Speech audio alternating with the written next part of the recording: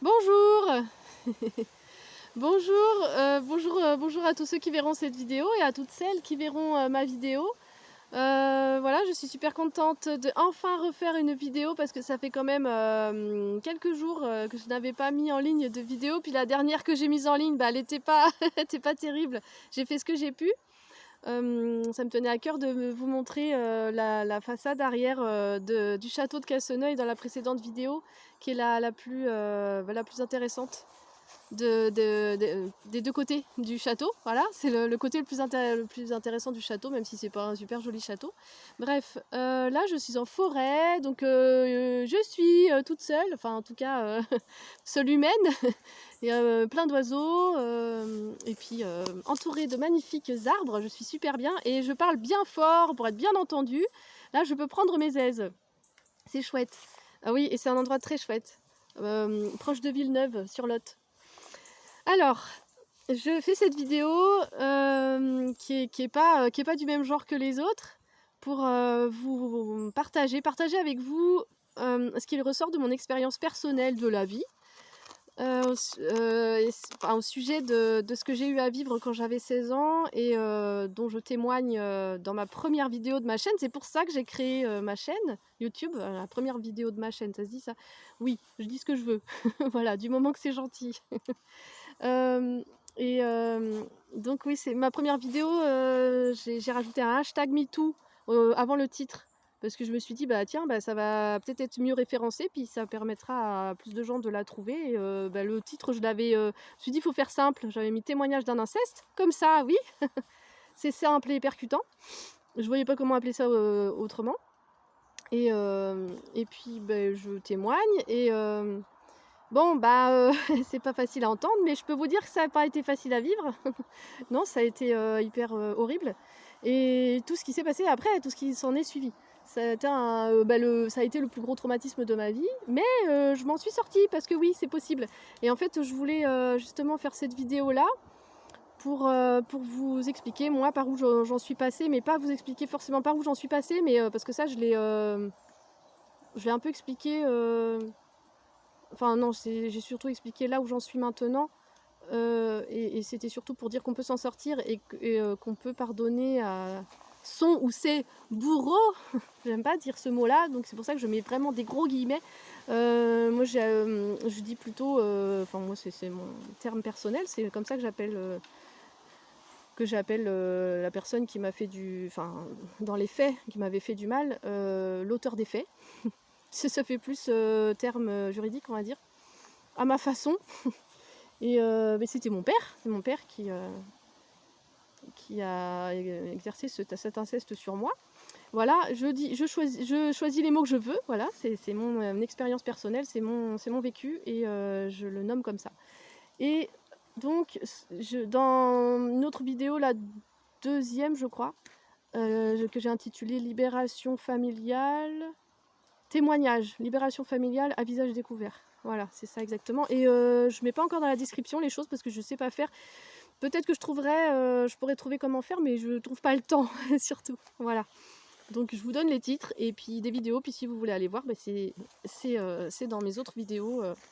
Ça fait partie des vidéos de ma chaîne YouTube. Et donc, dans les premières vidéos, j'en avais fait une deuxième, mais que j'ai supprimée parce que ça me plaisait. Au bout d'un moment, ça me plaisait pas tout ce que je disais. Enfin, je voulais plus.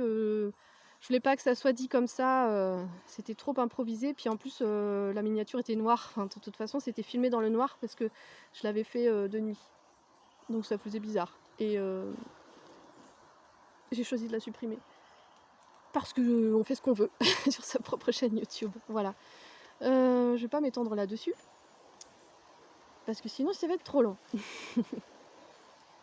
Alors surtout, ce dont je voulais vous parler aujourd'hui, c'est surtout du fait que on est en plein dans une période depuis quelques années, puis ça continue, puis ça va continuer, je pense, encore longtemps, parce que ça va prendre du temps On est dans une période de libération de la parole, mais à tous les niveaux, dans tous les domaines de la vie. Et moi, je voulais vous parler spécialement de libération de la parole quand on a vécu un viol, un abus sexuel qui n'est pas un viol mais un attouchement, du harcèlement sexuel au travail ou ailleurs dans la vie sociale ou dans la famille, au sein de la famille. Moi je vous parle de tout ça parce que j'ai vécu cet inceste et je m'en suis sortie et je pensais jamais réussir à m'en sortir parce que je pensais que c'était pas possible. Je pensais que ça bousillait la vie puis point barre. Mais non, heureusement, on peut s'en sortir. Heureusement, Dieu merci, on peut se sortir de tout dans la vie. Et en fait, je voulais aborder certains aspects que je trouve dont on ne parle pas ou jamais dans cette société. C'est que déjà pour entrer dans le vif du sujet, il y a des gens, hommes ou femmes, hein, qui font des choses comme ça, qui commettent des attouchements sur d'autres personnes, qui peuvent être harcelants sexuellement, qui peuvent violer d'autres personnes, des enfants aussi, ce qui est le plus horrible. Et bien, je voulais essayer d'ouvrir d'autres portes, d'autres fenêtres, d'ouvrir les yeux sur des aspects dont j'ai quasiment jamais entendu parler, enfin peut-être jamais même. C'est que moi, en travaillant sur moi, parce que j'ai beaucoup travaillé sur moi, et ben j'ai compris, c'est ça qui m'a aidé beaucoup à m'en sortir aussi, j'ai compris que les gens qui font des choses mauvaises comme ça, graves, répréhensibles, et qui font beaucoup de mal à d'autres, qui peuvent détruire des gens, détruire d'autres personnes, et bien c'est parce que eux, ils sont mal. Eux, ils ont un immense mal-être en eux, ils ont des souffrances. Alors je dis pas ça pour les excuser, je dis pas ça pour que leurs actes soient effacés, ça veut pas dire qu'il faut effacer l'ardoise, qu'il faut effacer leurs dettes. Non, ça n'est pas l'approche. Ça n'est pas l'approche que j'ai. Mais moi c'est comme ça que j'ai pardonné à mon père petit à petit. Hein. C'est que j'ai compris ça chez mon père. J'ai compris que mon père, lui, s'il avait eu cet acte sur moi, c'est que lui, il avait vécu des traumatismes, lui, il avait vécu des violences et il avait vécu des abus de type sexuel sur lui-même quand il était enfant. Et puis, il m'a raconté aussi quelque chose qu'il avait vécu quand il était jeune adulte. Donc après, sachant ça, bah, moi, je l'ai petit à petit, en travaillant sur moi, en thérapie, et moi toute seule, j'ai analysé des choses aussi. J'ai cogité beaucoup, et puis au bout d'un moment, j'ai réussi à cogiter dans le bon sens, ça m'a beaucoup aidé, et puis bah, j'ai mis les choses en lien, quoi. Je savais ça, que tout était lié, et petit à petit, bah, j'ai fait des relations, j'ai fait des liens, j'ai beaucoup analysé les choses.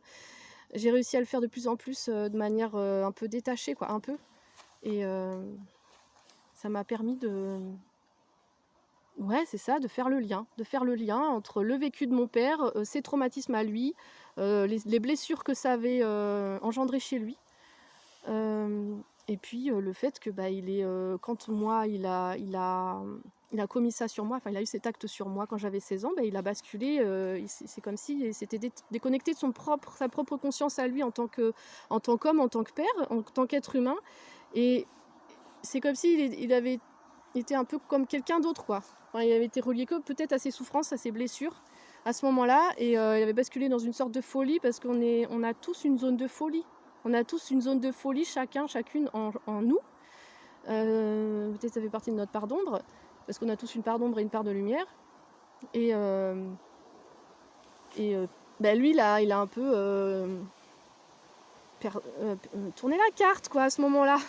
Il a perdu pied, quoi, à ce moment-là. Et puis, bah, il s'est mis à faire quelque chose de répréhensible, cette chose grave, cette chose qui se fait pas sur qui que ce soit, et encore moins sur un de ses enfants ou une de ses enfants. Voilà. Déjà, je voulais aborder ça dans cette vidéo. Ça faisait un bout de temps que je voulais faire une vidéo comme ça, ce sujet, pour aborder ces aspects-là. Et puis, maintenant que j'ai abordé cet aspect-là, je voulais vous dire à ceux qui verront cette vidéo, et puis si vous voulez la partager, ben partagez-la, parce qu'il faut en parler de ça aussi, parce que moi je peux plus entendre, enfin ça me hérisse un peu le poil. J'essaye de pas m'énerver après ça, parce que j'essaye de moins en moins m'énerver dans la vie, parce que c'est contre-productif.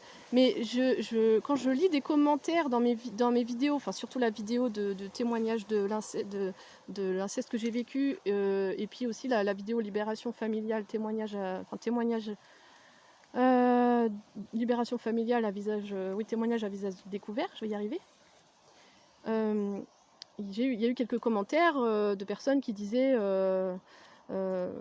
honte à ces hommes, bon bah bravo de vous en être sortis, bon courage. Bon, ça c'est très gentil, dire bravo, bon courage, vous en êtes sortis. Ah oui, c'est très gentil, oui, c'est vrai que ça demande du courage, mais ça demande du courage aussi de se taire, de ne pas libérer sa parole, de ne pas réussir de garder ça en soi. C'est une autre forme de courage, mais et de rester en vie, ou plutôt en survie, ça c'est un sacré courage aussi.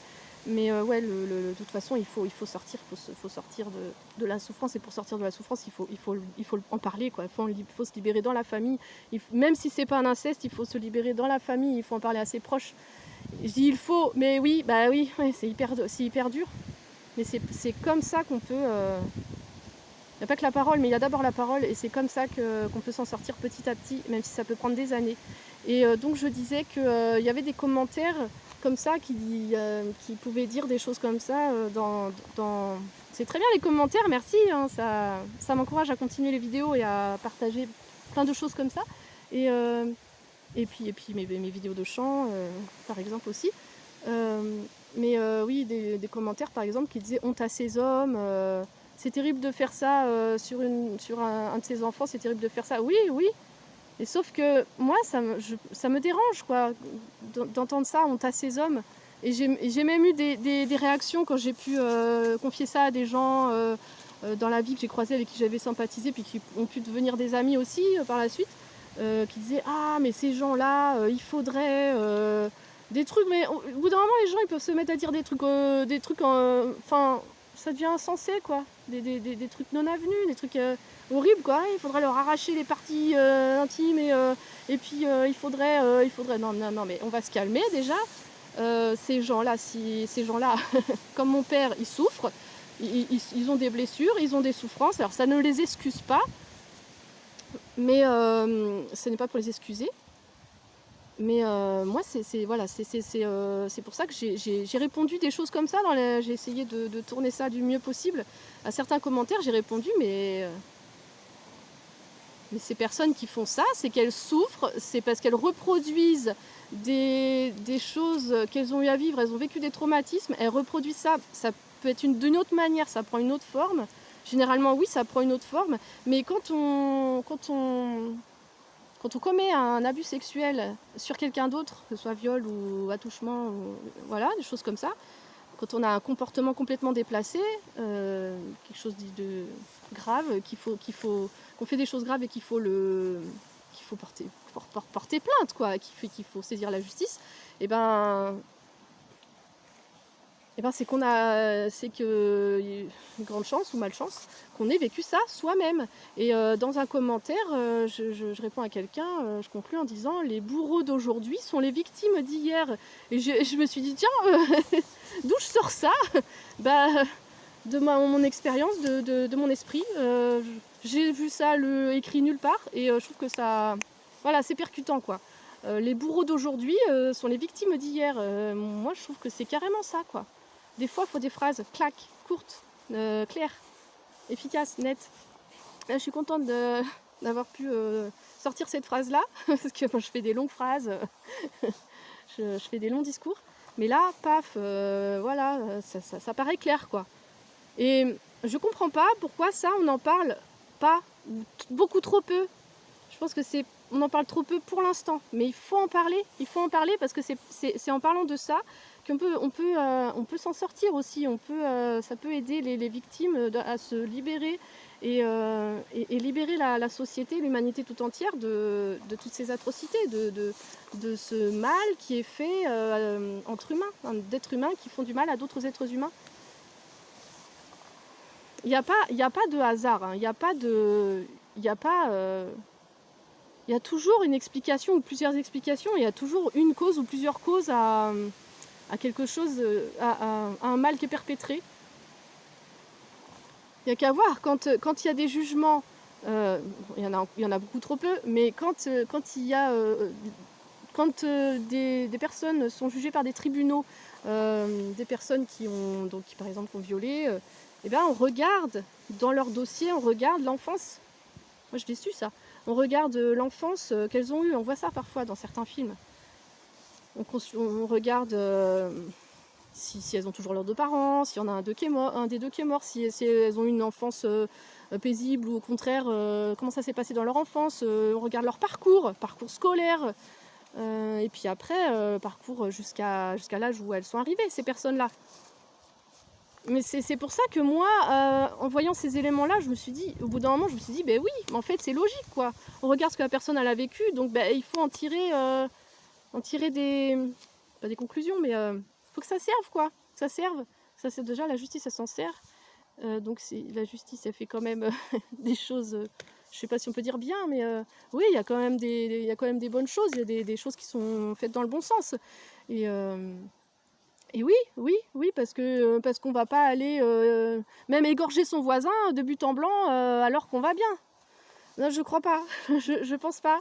Je pense qu'il y a toujours, des origines il y a toujours des causes, quoi. Il y a toujours des traumatismes dans l'enfance. Et souvent, quand des gens font des choses violentes, graves, même d'un coup d'un seul, il y a pas eu apparemment de choses. J'ai jamais fait de mal à une mouche, et puis d'un seul coup, ils vont faire, ça va être un gros truc.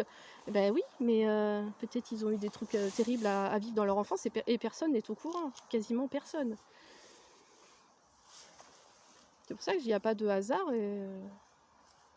Et puis ben, cette façon qu'on a de crier au loup chaque fois, ah mais c'est horrible, mais cette personne elle est malade, mais il faut l'enfermer, mais il faut lui faire la même chose, mais même 10 fois pire.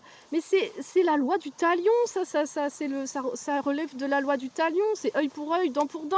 Mais alors on ne peut pas s'en sortir, en, en pensant comme ça et en disant ces choses. Parce qu'en plus, nos paroles, elles ont des conséquences. Tout a des conséquences, même les pensées. Les pensées qu'on peut avoir, les pensées qu'on génère, tout est énergie, tout est vibration, et tout est onde. Et c'est pas parce on pense, on dit ouais, c'est juste dans ma tête, je pense des trucs mais je le dis pas, c'est bon, ça n'a aucune conséquence. Bah si, en fait, si. Et plus on va réussir à apaiser nos paroles aussi, mais ça c'est déjà en se libérant, en se libérant de choses. Si on a des choses à libérer, bah, petit à petit, moi je vois en me libérant par la parole, bah, petit à petit, j'ai sorti le noir, quoi. J'ai craché du noir. J'ai craché, enfin j'ai dit les choses, mais ça a été, j'ai sorti de la colère, j'ai sorti du ressentiment parce que j'en voulais beaucoup à mon père, c'est normal. J'en ai voulu beaucoup à ma famille parce ils m'ont jeté la pierre, ils m'ont jeté des seaux de Moïse, ils m'ont traîné dans la boue, et puis ils m'ont rejeté, et puis j'étais comme une paria, et puis bah, petit à petit bah, j'ai fait mon chemin, quoi. J'ai accepté d'être un peu comme une paria, et puis au bout d'un moment, ouais, j'ai sorti tout ce que j'avais à sortir de mauvais, à me purger, et au bout d'un moment, bah, c'est comme une mer qui était en pleine tempête, la mer MER, l'océan, et puis au bout d'un moment, bah voilà, la colère s'est déchaînée, puis au bout d'un moment, bah, j'ai sorti ce que j'avais eu à sortir. Mais ça a été en plusieurs fois, ça a été en plusieurs périodes. C'était comme un volcan qui est en éruption, et puis il se recalme, et puis ça recommence, et de différentes façons. Et au bout d'un moment, bah, ça a été mieux, quoi. La mer s'est calmée, ma mère intérieure, et mon enfant intérieur surtout. Et puis bah, je suis pas encore, je suis pas encore tout le temps calme. Non, mais ça va déjà beaucoup mieux dans ma vie. Et puis j'ai trouvé de l'aide, ouais, j'ai trouvé de l'aide autour de moi. Heureusement, et on en a besoin. On a besoin de trouver de l'aide autour de soi. Et puis si personne ne propose notre aide, mais il faut aller la chercher, l'aide. Il faut aller la chercher, on a le droit, on a même le devoir. On a même le devoir d'aller chercher de l'aide quand on se sent mal, plutôt que de rester à souffrir dans son coin et à risquer de commettre l'irréparable. On est là sur Terre, chacune à sa place, chacun à sa propre place, et Et si on est là sur Terre, c'est qu'on a, il y a une raison, il y a plusieurs raisons. On a des choses à faire sur Terre et puis vouloir partir trop tôt, déjà c'est pas une solution parce que ça n'arrête pas la souffrance. Et c'est terrible quoi. Déjà c'est foutre en l'air tous les efforts. Tous les efforts, tout ce qu'on a construit, tous les efforts qu'on a pu faire dans sa vie, tout ce qu'on a construit, parce que tout le monde a toujours construit quelque chose dans sa vie. Donc quand je dis construit, c'est pas forcément matériellement. C'est d'ailleurs pas d'abord matériellement, c'est se construire soi-même. Chacun a une immense valeur, chacun et chacune. Et puis il y a toujours des gens autour de nous qui tiennent à nous, même s'ils ne le disent pas, ou pas forcément, parce qu'il y a une pudeur. Il y a en général une énorme pudeur en chacun, chacune de nous, de tout le monde, de dire de dire aux gens qu'on aime, qu'on les aime. Moi, j'ai à travers le travail que j'ai fait sur moi, petit à petit, j'ai cette pudeur, elle s'est comme effacée, comme non, je dirais pas effacée. Comme si c'était un voile épais et puis que le voile est devenu fin et j'ai eu moins de pudeur. J'ai commencé à m'en fiche quoi, d'avoir moins de retenue par rapport à ça et d'oser dire à ma famille que je les aime, à ma mère, à mon père, à mes frères, à mes sœurs, dans des messages. Ouais, c'était surtout dans des messages. Et puis sans attendre, surtout sans attendre qu'ils répondent oui moi aussi et pas craindre qu'ils répondent qu'est-ce qui te prend, pourquoi tu me dis ça, enfin c'est cucu quoi de me dire ça, sans attendre et sans craindre une réponse qui peut être négative et qui peut vexer, qui peut blesser. Y a mes frères et sœurs, j'en ai plein, mes frères et sœurs, j'aurais dit plusieurs fois, puis j'ai pas attendu, j'attendais pas de réponse, hein, et puis j'en ai pas forcément eu, et puis mais je m'en fiche quoi, je m'en fiche. Parce que moi, ouais, j'avais besoin de leur dire, mais c'était pas pour absolument qu'ils me disent moi aussi je t'aime. Et je me doutais que j'aurais pas forcément de réponse de leur part du tout d'ailleurs, du tout. De recevoir un message comme ça, je n'avais pas de réponse. Et puis c'est pas grave. Et ça apprend. Ça apprend beaucoup. Ça apprend beaucoup à pas attendre. Je suis en train de réaliser que d'envoyer, de dire je t'aime. Si on aime les personnes, hein. C'est ça que ça soit sincère. C'est pas dire je t'aime si on n'aime pas, parce qu'on n'est pas obligé de s'aimer dans une famille. Hein. Puis je parle de la famille, mais pas que dans le cadre de la famille, ça peut être des amis. Moi, il y a des amis, j'aurais dit je t'aime, hein. J'aurais dit je t'aime en toute amitié. Et c'est pareil, j'ai pas eu forcément de réponse. Et puis voilà, ça m'a pas vexée, ça m'a pas blessée, ça m'a pas rendue triste. Parce que je l'ai dit sincèrement, j'attendais rien en retour. J'avais besoin de le dire, j'avais envie de le dire. Oui, parce que j'ai constaté dans la vie autour de moi que beaucoup de fois, je pouvais entendre des gens, des gens parler dans la rue ou des gens que je connaissais avec qui je parlais, qui avaient perdu des proches. Et puis souvent, ces gens-là pouvaient dire « Ah, mais j'ai pas eu le temps de dire à cette personne que je tenais à elle, j'ai pas eu le temps de lui dire que je l'aimais, j'ai pas eu le temps de lui dire comme c'était une belle personne et comme on a passé des bons moments ensemble et maintenant je regrette. Ah, comment c'est terrible, si j'avais su. Mais oui, mais si j'avais su, oui, bon déjà si j'avais su, mais on sait tous qu'on part un jour et puis on l'oublie, c'est heureusement, on va pas penser à chaque instant qu'on est mortel. Mais si j'avais su, de toute façon on le sait, c'est pas caché. Oui, c'est pour ça que moi d'entendre souvent ça, moi je me dis moi je veux pas regretter, voilà, je veux pas regretter, je veux pas avoir de regrets, même des remords.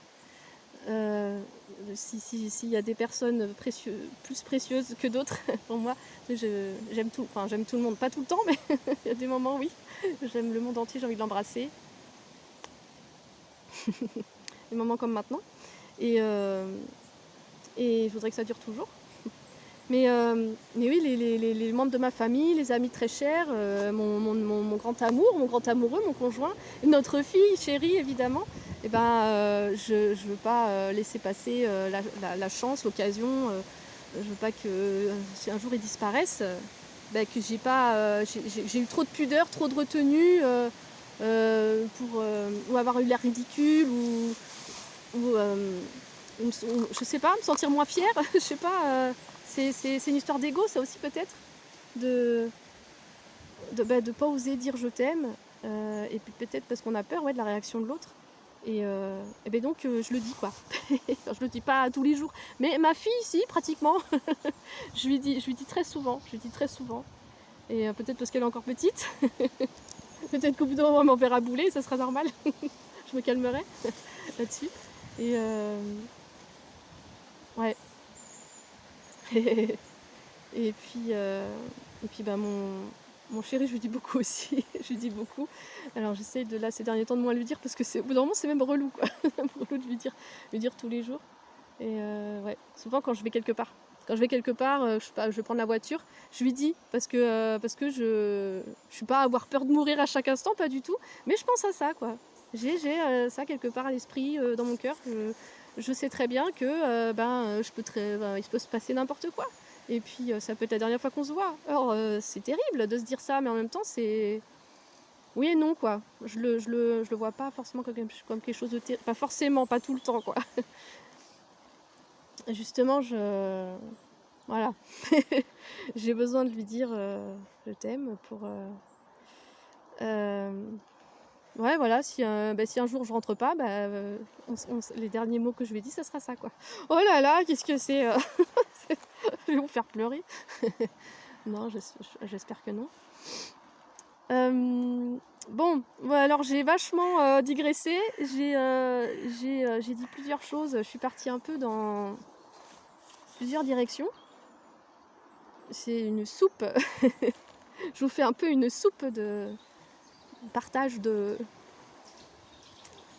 mes idées, de mon point de vue sur des choses dans la vie. Mais ouais, en gros, c'était surtout ce dont je parlais juste avant. C'était surtout ça que je voulais partager ici, dans cette vidéo-là. Que les gens qui deviennent des bourreaux, qui deviennent des bourreaux, que ce soit hommes ou femmes, et que ce soit des enfants aussi, parce qu'il y a des gens qui ne sont pas encore majeurs, des personnes qui ne sont pas encore majeures, qui font des choses graves. Et oui, mais il faut peut-être regarder ce qui s'est passé pour eux, dans leur vécu. Et en fait, oui, c'est ça, je reviens là-dessus, c'est très important. C'est ce que... Alors, bon, ça va pas plaire à... Je sais pas si ça va plaire à tout le monde, j'en sais rien. Mais c'est ce que Jésus-Christ nous... alors, je veux pas prêcher, hein, j'ai pas de choses à prêcher, je suis pas une prêcheuse. Mais je suis pas une prêcheuse. Jésus-Christ, il était venu aussi pour enseigner ça, parce qu'il existait, oui, il a existé, pour enseigner ça à l'humanité, et en toute humilité. Il a été, oui, l'incarnation de Dieu sur terre, pour enseigner aussi que quand quelqu'un commet du mal, commet le mal, et ben c'est hyper dur, hein, mais là c'est extrêmement difficile, mais la réponse peut être, ça serait bien que la réponse soit de la compassion, de l'empathie, et puis de la compréhension en fait, et au bout d'un moment, bon alors je suis pas le Christ, non parce que bon, finir crucifié, voilà. Quelle horreur! J'aurais pas eu à supporter, je peux pas avoir à supporter ça.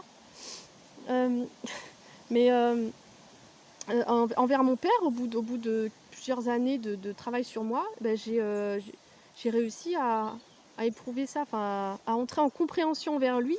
Et encore une fois, entrer en compréhension, ça ne veut pas dire excuser la personne. Ça ne veut pas dire effacer la dette, ça ne veut pas dire passer l'éponge. À aucun moment, en fait, on peut s'en sortir en passant l'éponge. Moi, si j'ai pardonné à mon père, ça n'est pas oublier, ça n'est pas la même chose. Ça n'est pas ça, ça n'est pas ce chemin-là. C'est une voie de garage, je pense. C'est une impasse de penser qu'on peut pardonner en oubliant, en disant je passe l'éponge. Non, non, c'est pas ça. C'est pas la bonne voie. La bonne voie, VOIE. Le bon chemin. Ce n'est pas le bon chemin, ce n'est pas ça. Enfin, pour moi, en tout cas, je vois que ça n'a pas été le bon chemin et je pense que... Ouais, moi, je pense que c'est clair. Je pense que la voie de la guérison, c'est le pardon, c'est la voie du pardon. Et quand on est dans une démarche de pardon, quand on arrive à entrer dans une démarche de pardon, bon, déjà, on entre dans une démarche de résilience. On entre en résilience et en fait, enfin, moi, c'est comme ça que je l'ai vécu vis-à-vis de mon père. Je suis entrée en compréhension envers lui.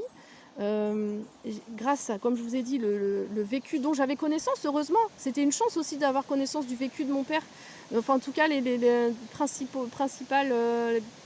lignes principales de son parcours à lui, de son enfance en passant par ce jeune adulte. Parce que tous les enfants n'ont pas connaissance du vécu de leurs parents, de tout le vécu de leurs parents, parce qu'il y a des choses justement dont ils ne parlent pas forcément, les gens gardent des choses pour eux, et donc il y a des enfants qui ne savent pas, enfin des enfants même quand ils deviennent adultes, ils ne savent pas forcément que leurs parents ont vécu des traumatismes de quelque sorte que ce soit, et s'ils reproduisent ça sur leurs enfants, les enfants n'ont pas d'éléments forcément pour comprendre. Donc pour creuser, c'est plus compliqué, quoi. Alors que moi, j'avais les éléments pour comprendre mon père. Donc ça a été quand même quelque chose de précieux pour moi. Et ouais, voilà. Et donc j'ai compris d'où venaient les blessures de mon père. J'ai réussi au bout d'un moment à me mettre à distance de moi suffisamment, me mettre à distance de mes propres blessures, parce que j'avais déjà avancé en thérapie, plusieurs thérapies. Voilà. Et je sais pas comment j'ai fait, hein. Je vous dis ça maintenant comme ça, je vous livre ça, mais je me suis pas dit ça à ce moment-là, hein. C'est maintenant que j'analyse ça comme ça. J'ai dû réussir à me mettre suffisamment à distance de mes propres souffrances, mes propres blessures, pour entrer en compréhension envers mon père, sans l'excuser. Et j'ai compris que mon père, il n'avait pas réglé ses problèmes, il n'avait pas travaillé sur lui ou pas suffisamment pour s'en sortir. Voilà. Bonjour. Et oui, un petit peu de passage quand même. C'est le seul monsieur qui passe depuis que je suis là. Voilà. Bon, il n'a pas dû entendre grand chose. Il avait ses écouteurs sur les oreilles et puis il fait son jogging. Il est passé assez vite. Voilà. Et puis voilà quoi. J'ai dit quand même beaucoup de choses. Et ouais, c'est vraiment moi ce que j'avais envie de partager là, c'était ça, quoi. J'aimerais tellement. Je pense qu'on va y arriver, hein, mais justement grâce à des choses qu'on peut partager comme ça. Moi je partage ça. Il y a plein d'autres gens qui partagent d'autres choses dans d'autres chaînes YouTube ou par ailleurs, par des livres, par des interviews, des témoignages, par plein de biais possibles, imaginables, plein de biais différents. Et ils vont nous apprendre d'autres choses. Et moi, j'essaye d'apporter ma petite pierre à l'édifice. Et je pense que c'est grâce à ça, en partageant des choses comme ça, l'humanité petit à petit va se libérer de ses blessures, va se libérer de ses traumatismes. Et ça, c'est en parlant, quoi. C'est en parlant. Et c'est pas en jetant la pierre à des gens qui ont commis des choses graves, à des gens qui font du mal à d'autres. Ça n'est pas, pour moi, ça n'est pas la solution. Et ça n'est pas en les jetant en prison non plus qu'ils peuvent s'en sortir. Alors, je n'ai pas de solution, hein. Je ne sais pas ce qu'il faut faire à la place de les jeter en prison. Enfin, jeter à la place de les incarcérer, quoi. Mais mais justement, c'est à réfléchir ensemble, c'est à réfléchir en société, c'est dans la société, c'est avec les professionnels aussi compétents en la matière. Et en plus, les prisons sont surchargées. Ça, c'est un problème aussi énorme. Et j'ai vu une fois en Mayenne, quand justement moi je travaillais sur moi, j'ai vu une fois en Mayenne dans le cabinet de la juriste qui m'aidait quand j'ai porté plainte contre mon père, j'ai eu un accompagnement par une juriste de l'ADAVIP. L'ADAVIP, c'est un acronyme, c'est un sigle qui veut dire aide aux victimes d'infractions pénales. Donc ça n'est pas que pour moi ce que j'ai vécu.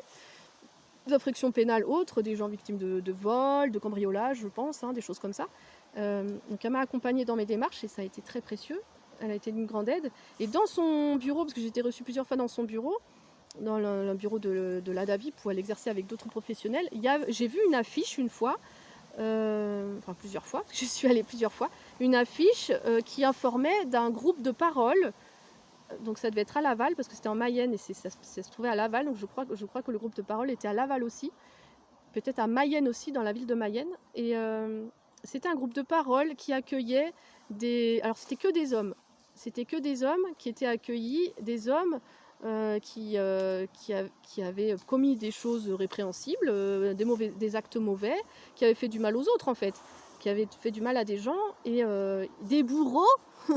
Alors je sais pas, hein, toutes sortes d'actes répréhensibles. Ils avaient peut-être fait de la prison. Et en fait, il y avait un espace dédié pour eux. Il y avait un groupe qui avait été créé par une association, peut-être la Davip, je ne sais plus. Et les hommes étaient reçus, c'était genre, je sais pas, groupe de parole anonyme. Oui, c'était anonyme. Et ils pouvaient venir s'exprimer. Et moi, j'ai trouvé ça super bien, quoi. J'ai trouvé ça mais super bien. Et je me dis, mais oui, mais il faut faire ça. Il faut faire ça. Pourquoi est-ce que ceux qui font du mal, il faut les laisser dans un coin? Et puis quoi, il faut les lapider, quoi. Ils sont à damner jusqu'à l'éternité. Donc déjà, personne n'est à damner ad vitam aeternam. Personne ne va aller en enfer et va griller en enfer jusqu'à la fin des temps. Ça n'existe pas.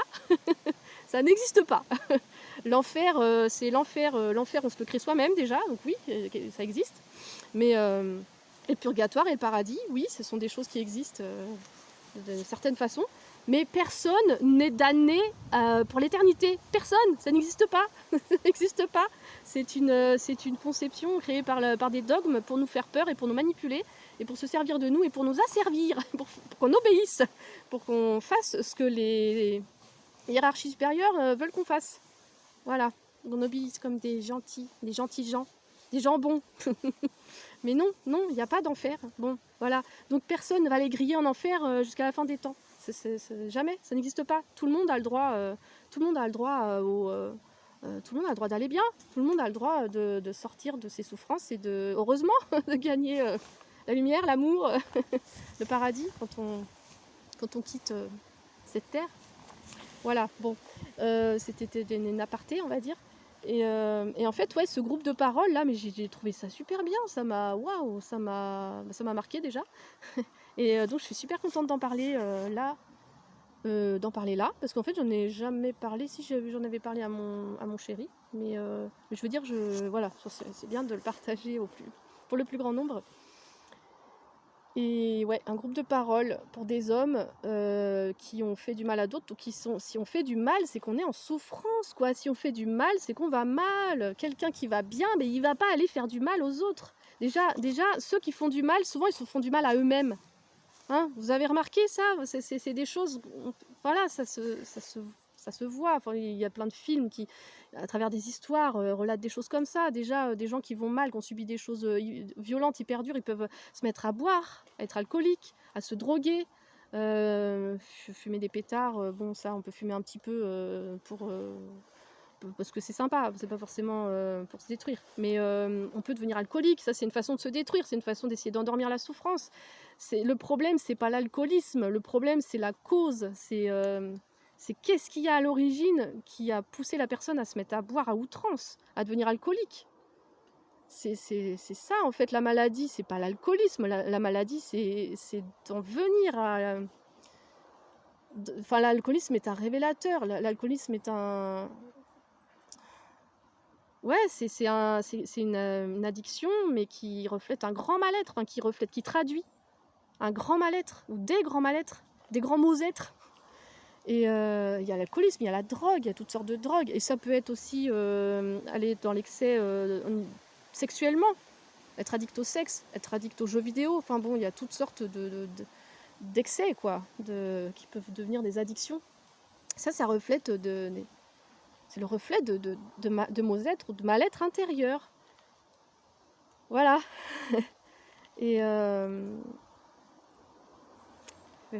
voilà, c'est déjà bien d'avoir dit tout ça.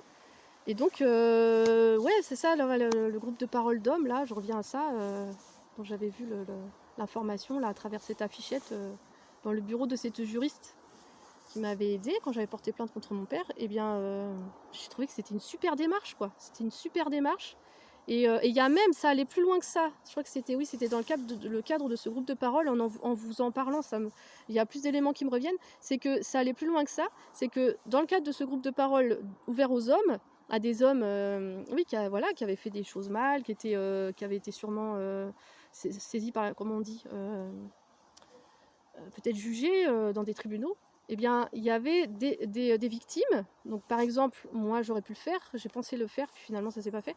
Des gens comme moi qui avaient été victimes de choses, par exemple, de la part de mon père, eh bien, j'aurais pu, moi, en tant que victime, euh, euh, prendre part à ce groupe et puis venir avec mon témoignage et parler face à un des hommes qui lui aurait eu un acte comme mon père a eu sur moi, il aurait eu une sorte d'acte comme ça, mais sur quelqu'un d'autre. Et bon, j'aurais pas parlé face à mon père, mais face à un homme qui a fait le type de mal que mon père m'a fait à moi. Et en fait, j'aurais pu m'exprimer face à lui, et lui, il aurait pu s'exprimer face à moi. Et apparemment, il y a eu des échanges comme ça où je trouve ça, mais vraiment, c'est vraiment dans l'acte de résilience. Moi, je trouve ça super. C'est que l'homme en face qui a fait du mal à quelqu'un, eh ben, il pouvait s'excuser. Enfin, s'il y arrivait, s'il le voulait, voilà, s'il choisissait de s'excuser, il pouvait s'excuser auprès de la victime, même si, admettons, il y aurait eu un homme face à moi, que ça n'avait pas été lui qui m'avait fait du mal, il m'aurait excusé, il se serait excusé face à moi, comme s'il s'excusait face à la victime, à la personne avec qui il avait fait du mal, ou une des personnes à qui il a fait du mal. Et je trouve que c'est une super démarche, parce que, en fait, il y a un rapport de s'excuser auprès d'un humain qui a vécu le même type de choses, et en fait il y a un côté universel de la chose. Il y a une démarche de pardon, universel. Voilà, je sais pas si vous voyez ce que je veux dire, mais on est tous, les êtres humains, on est tous liés, on est tous reliés.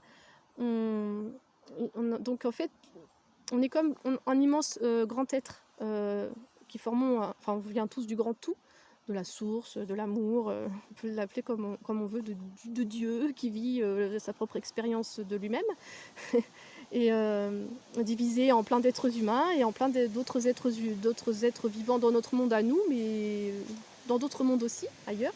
L'univers et même les multivers sont immenses.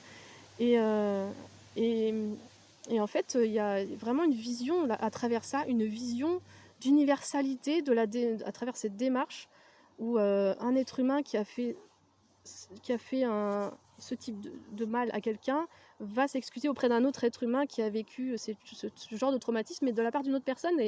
Et en fait, le fait de ne pas connaître, admettons, moi, si j'avais été en face d'un homme comme ça, je ne le connaissais pas, lui, cet homme-là, il ne me connaissait pas, quelque part, c'est un peu plus facile, enfin, c'est moins difficile de s'excuser, ouais, voilà, d'être dans une démarche de pardon.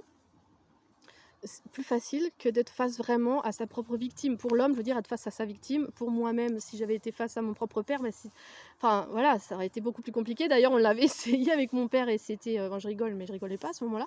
Ça aurait été, c'était très compliqué, mais sauf récemment où on est revenus l'un vers l'autre, et puis voilà, ça va beaucoup mieux, et voilà, j'ai pardonné, quoi. Et ouais, mais il a fallu plusieurs années, et c'est normal. C'est normal. Donc voilà, moi j'invite vraiment, je sais pas comment dire, les consciences, j'invite vraiment je sais pas, les gens, l'humain, à rentrer en compassion, en empathie, en compréhension envers les personnes qui font du mal. Parce que maintenant, moi, à travers tout ce que j'ai vécu, tout ce vécu que j'ai eu, et de fait de m'en sortir, j'arrive, je suis comme ça dans la vie. En fait, quand je vois, il y a des voisins qui nous cassent les pieds parce que, voilà, ils font du boucan et tout, mais c'est un réflexe. Maintenant, c'est... Bon, alors comment ça se fait qu'ils s'engueulent à 20h, 20h, 21h, 22h, ils claquent les portes, notre voisin, il est alcoolique, alors il est alcoolique, il a des problèmes dans sa vie, quoi. Il a des souffrances, peut-être depuis l'enfance, peut-être il a été maltraité, peut-être ceci, peut-être cela. Bon, et voilà, j'ai une compréhension envers lui, et je compatis, quoi. Et Et puis, oui, les voisins qui, 2 sœurs qui s'engueulent, mais à presque se taper dessus, bon, bah, alors, elles sont en souffrance, elles ont plus leur père. Leur père, leurs parents ont divorcé, la maman a mis son mari dehors il y a longtemps. Bon, je me suis même demandé, peut-être le père, il a fait des choses, mal, de grave sur leur fille. Bon, parce que moi j'ai vécu un truc comme ça, alors forcément je pense à des trucs comme ça et beh, je peux pas m'empêcher de me poser la question, me penser à ça et puis en même temps c'est normal et puis c'est pas une mauvaise chose quoi de me dire ça et donc bah, ça me permet d'être, plus apaisée par rapport à ça. Enfin je veux dire ça me permet d'être plus, ouverte quoi et de pas tout de suite m'énerver: «Ah purée les voisins ils foutent le boucan, les 2 sœurs elles s'engueulent, on entend tout, enfin ils nous emmerdent». Beh, non, il y a toujours des raisons, il y a toujours, et puis le fait qu'on habite à côté de voisins qui ont des engueulades comme ça, c'est aussi, ça rentre en résonance avec, mon propre vécu à moi, celui de mon conjoint, on n'est pas voisins par hasard, c'est le reflet de ce qu'on est à l'intérieur de soi-même aussi, tout ce qui se passe dans la vie autour de nous-mêmes est le reflet de notre monde intérieur. C'est la traduction de comment on est à l'intérieur. Donc quand je vois ce qui se passe autour, je me dis: «Bah, en fait, qu'est-ce que j'ai à comprendre? Qu'est-ce qui va pas en moi? Qu'est-ce que j'ai encore à comprendre? Qu'est-ce que j'ai à régler?» En même temps, c'est: «Bon, j'ai encore des trucs à régler, ouais, non mais quand même là, c'est chaud là, le bordel dans la rue jusqu'à 3 heures du mat, qu'est-ce que j'ai fait pour alors j'essaye de pas me le dire: «Qu'est-ce que j'ai fait pour mériter ça?» genre: «Qu'est-ce que j'ai fait au bon Dieu? Qu'est-ce qu'on a fait au bon Dieu?» Je dis: «Mais comment ça se fait que, 3 heures du mat et puis il y a du bordel dans la rue, on peut pas pioncer?» enfin, et puis déjà, bah, voilà, on est hyper crevé. Bon, bah, ouais, il y a pas de hasard, il y a des choses à comprendre et bah, ouais, voilà, il y a des choses à comprendre, il y a des choses, il y a toujours à avancer, à régler des choses, à cheminer, et on est tous dans la même, barque, tous les êtres humains, dans le même bateau et puis, beh, c'est pour, avancer unis aussi et essayer de laisser personne, sur le bas-côté, quoi. Et laisser personne tomber à l'eau parce que peut se noyer, quoi. Même avec un gilet de sauvetage en pleine mer. Bon, et ben, c'est pas trop mal comme c'est plutôt bien comme conclusion, je trouve que c'est plutôt une belle image. Et c'est déjà, purée, c'est déjà long, j'ai dit plein de choses. Je suis sûre que j'aurais voulu dire plein d'autres choses, mais déjà j'en ai dit plein que je pensais pas dire, donc ça c'est bien aussi. Voilà, et ben, en espérant que ça aide, le bien commun, tout ce que j'ai partagé là et puis, en toute modestie et en toute humilité et puis, et je vous dis à bientôt! Et merci. Ah oui, merci de partager la vidéo si ça vous dit.